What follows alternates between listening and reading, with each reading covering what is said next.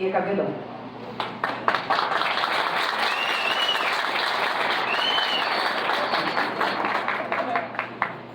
Bom dia, gente.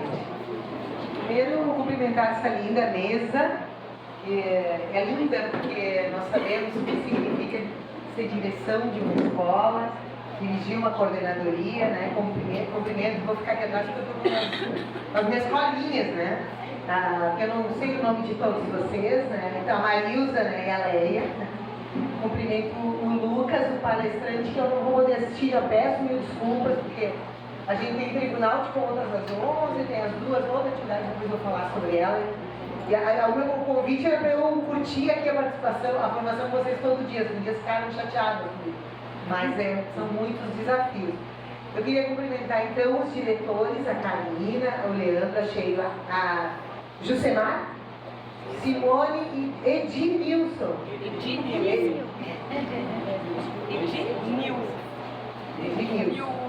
Nilson. Da Setembrina, Cecília, Soriano, Liberato, Célia e Anchieta. Não, Anchieta não, Farroupilha. Olha a pegadinha.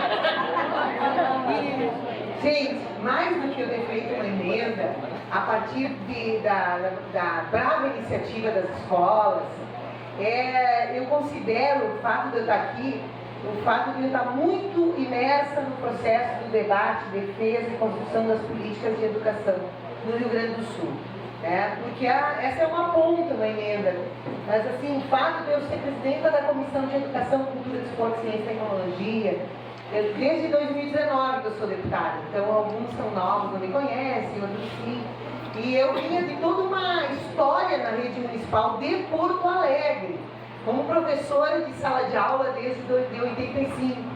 E fui sindicalista, secretária, secretária adjunta, fiz toda a trajetória, só não fui diretora de escola.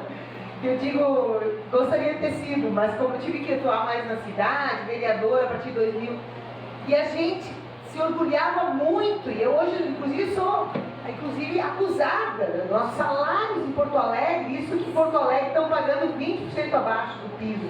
Mas a gente se orgulhava muito de ser uma rede que se perguntava, que se transformava, que tinha compromisso pedagógico, mas que fazia luta pelo investimento na educação, porque as duas coisas não andam separadas, não tem como ter resultado sem ter investimento, tempo de formação, sem ter salário, sem ter carreira, né? E gestão democrática, a participação de todos na construção da escola, exatamente na construção do currículo. E quando eu estou aqui, inclusive, com as bases curriculares do ensino médio, que a gente vem se debatendo tanto, que a gurizada critica, que as escolas fazem a crítica e não tem a escuta.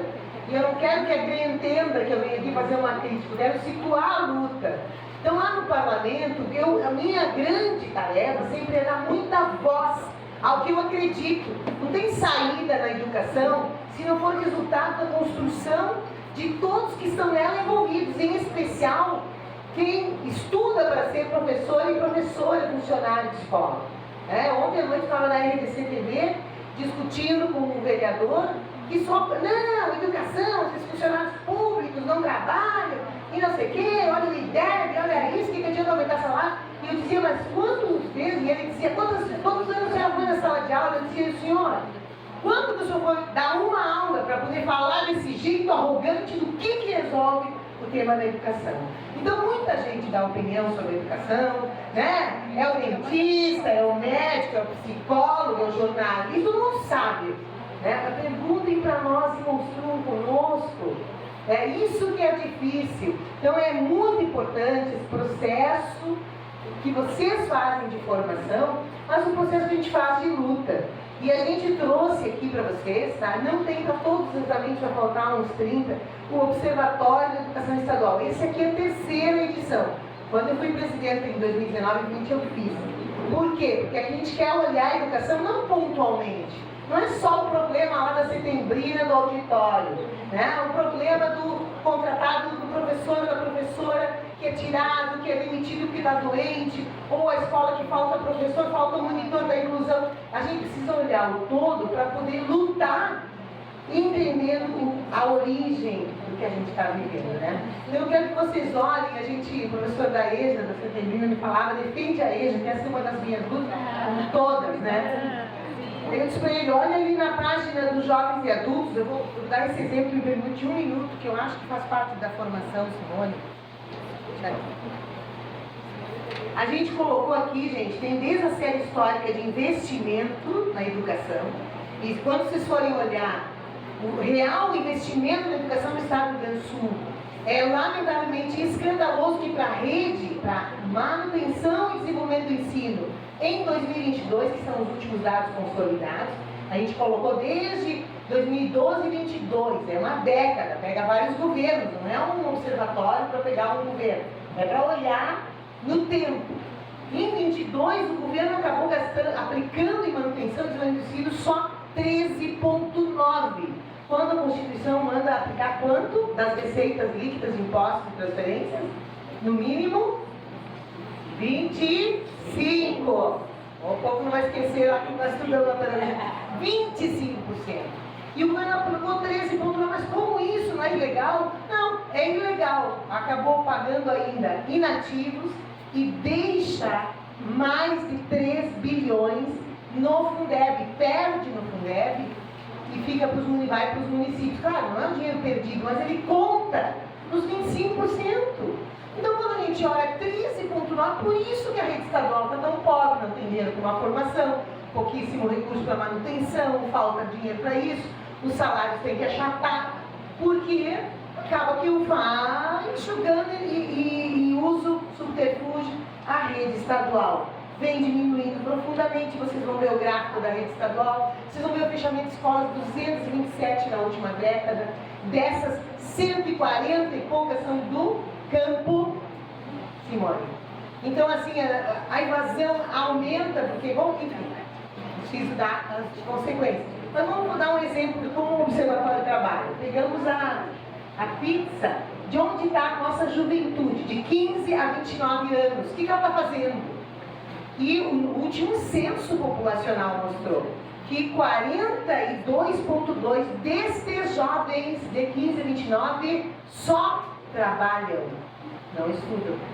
Quase 50%, gente. E se somar os 13,9% que não estudam e nem trabalham, porque falam muito, o pessoal não estuda e não trabalha. É só 13,9%. A meninada está indo trabalhar. Então, qual é a política pública que tem que fazer educacional para essa meninada que é o tempo da educação? Né? É a educação de jovens e adultos. Aí a gente vai lá para o outro lado, para o gráfico da educação de jovens e adultos.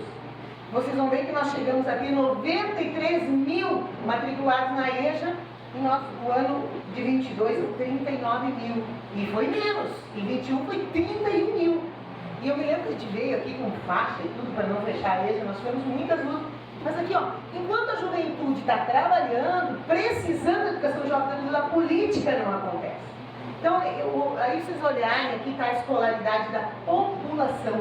32% da população gaúcha não conclui o ensino fundamental. Aí o pessoal fala, mas tem que ter qualificação. A gente ouve os discursos dos empresários que opinam sobre educação, mas como assim dá para desmontar eles? E vocês vão ver vários outros gráficos que ajudam a gente a organizar a luta, compreender que o nosso trabalho tem que ser muito qualificado, por que ele não tem as respostas, as condições que a gente sonha. E para ajudar a fazer a luta geral sobre a educação. Então, esse é um instrumento, só para trazer. Hoje à tarde a gente tem uma reunião. Eu vou falar de um outro aspecto e eu vou encerrar, porque vocês acompanhem, por favor, a Comissão de Educação, porque a gente trata de todos os temas que batem na vida de vocês. É o concurso, é o contrato, enfim, tudo. Mas hoje à tarde nós temos uma reunião, sabem para quê? Para ver como nós vamos enfrentar a frente parlamentar contra o patrulhamento, não é patrulhamento, nome, é o ideológico na educação. Falta uma palavra aqui, na minha frente aqui. Eu vi uma frente parlamentar na Assembleia, que foi instalada no final do ano passado, por um deputado, e ele está instalando pessoas em todas as regiões que serão olhos e ouvidos da frente parlamentar para o quê? Fiscalizar a escola, para a escola não fazer o quê? Doutrinamento ideológico. É a palavra. E assim, empossando pessoas falando nas rádios do interior, denunciem para mim, mas não denunciem sem provas. Filmem o professor, fotografem, peguem o material. Gente, o que é isso? A Santa Inquisição sendo instalada no estado do Rio Grande do Sul inteiro. Daqui a pouco estão demitindo o professor porque está, né, fazendo ideologia na cabeça dos meninos. Que isso?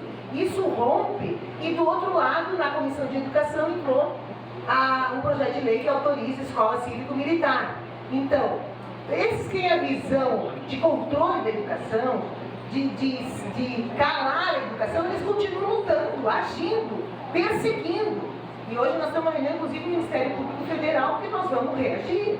Porque nós acreditamos na gestão democrática, no estabelecimento de vínculos de confiança entre a escola e a comunidade, entre o professor e os alunos, que se a comunidade não gosta, se o pai ou a mãe não gosta de determinado conteúdo, método, tem espaço na escola para discutir, tem que confiar na escola, tem que confiar no professor, sentar na escola e dizer no conselho escolar, na relação com o professor, isso não está bom, para a gurizada aprender que a gente encontra a diversidade, que a gente resolve a diversidade, isso é pedagógico. Então é muito grave. Então, para contar para vocês de algumas coisas que a gente faz enquanto vocês estão aí na luta, levando com garra, levando com dedicação a educação dos nossos meninos e meninas. Quero muito agradecer estar nesse momento aqui, desejar um lindo dia e que vocês contem com a gente, contem com a nossa luta. Nós somos fortes quando estamos juntos, organizados, e a educação merece respeito, merece democracia, merece investimento, e essa é a nossa luta, tá? Parabéns para vocês, um grande abraço, bom ano!